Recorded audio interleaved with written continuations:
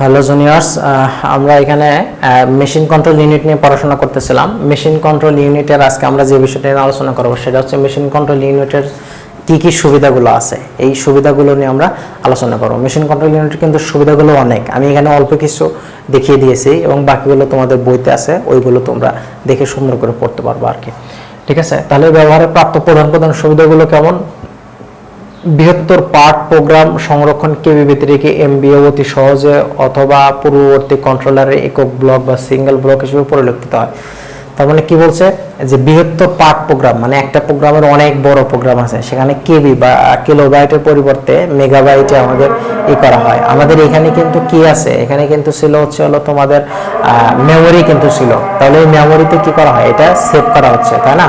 তাহলে এই যে কিলোবাইটের পরিবর্তে আমাদের মেগাবাইটে এটা আমাদের সেভ করা হচ্ছে, এই সেভ করার কাজটা কে করে? মেশিন কন্ট্রোল ইউনিটটা করে।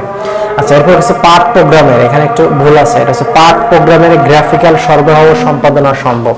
তাহলে এই যে আমাদের প্রোগ্রামের যে পার্টটা আছে, প্রোগ্রামের পার্টটার প্রোগ্রামের অংশটা আমরা কি করছি, গ্রাফিক্যাল যে সরবরাহ, তার মানে একটা গ্রাফ যদি তৈরি করা যায় বা একটা তোমাদের ওখানকার কোঅর্ডিনেট গুলোই করা যায়, ওই কোঅর্ডিনেট গুলোর যে সরবরাহ বা একটা মেশিন একটা বস্তু তৈরি করার যে গ্রাফিক্যাল প্রেজেন্টেশনটা, ওইটাও কিন্তু আমাদের মেশিন কন্ট্রোল ইউনিটটা দিয়ে থাকে। এর জন্য এটা সহজ হয়, অনেক সুবিধা হয়। প্রচলিত পার্ট প্রোগ্রামিং প্রক্রিয়া ব্যবহারে পার্ট প্রোগ্রামিং তৈরি করা যায়।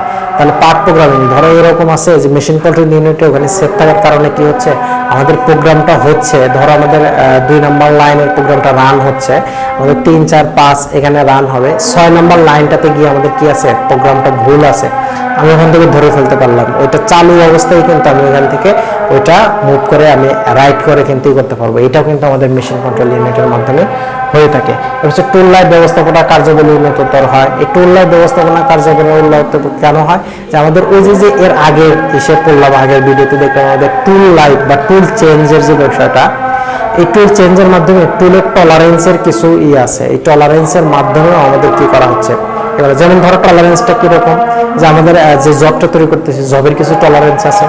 টলারেন্স হচ্ছে হলো আমাদের ধরো 8 মিলিমিটার নিয়েছি, 8 মিলিমিটারের থেকে হয়তো বা 8-এর একটু কম হয়ে গেছে, 7.98 মিলিমিটার, 0.02 মিলিমিটার কম হয়েছে, আবার ধরো 0.02 মিলিমিটার বেশি হয়েছে। এই যে কম বা বেশি হওয়া, এটাকে বলা হচ্ছে টলারেন্স।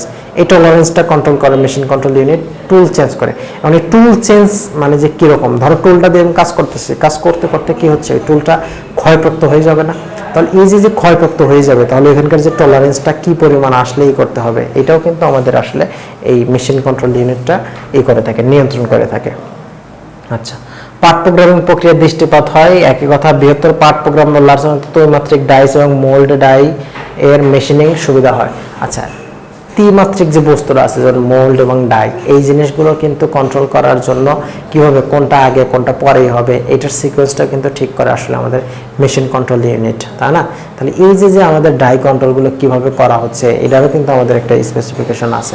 তোমরা তোমাদের বইতে দেখলে দেখতে পাবা এই মেশিন কন্ট্রোল ইউনিটের সুবিধা সম্পর্কে অনেক আরও ভালোভাবে তথ্যগুলো দেওয়া আছে, তথ্যগুলো তোমরা করতে পারবা। ঠিক আছে, তাহলে এই ছিল আমাদের মোটামুটি মেশিনে প্রাপ্ত অংশগুলোর সুবিধা।